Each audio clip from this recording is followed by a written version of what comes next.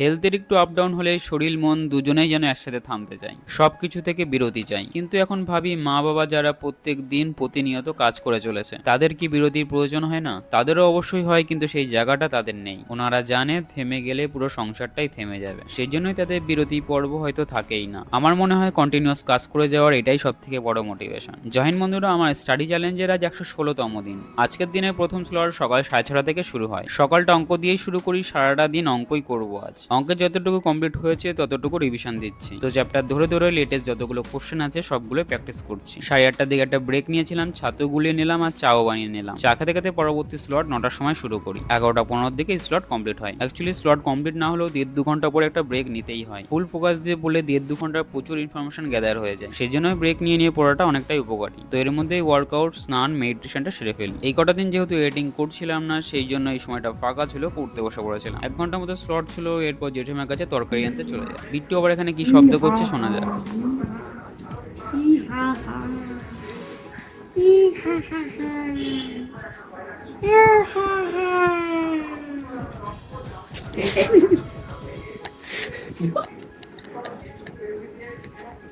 কি করছিলি ভাই এটা? কিছু না। অন্য রুমে চাপিয়ে দিয়েছিলাম। জেঠিমার কাছ থেকে তরকারি এনে 3:30টার সময় লাঞ্চ করতে বসে পড়ি। বাঁধাকপি আর পনির তরকারি দিয়ে আজকের মধ্যাহ্নভোজ কমপ্লিট হয়। বাসনগুলোও সাথে সাথে ধুয়ে ফেললাম। কিছুক্ষণ বিশ্রাম নিয়ে 5:30টার দিকে পড়তে বসে পড়েছিলাম। মোটামুটি 8টা পর্যন্ত চলছিল এই স্লট। গাইস, এটা আমাদের নতুন ডোগেশ ভাই, ওর নাম হলো রকি।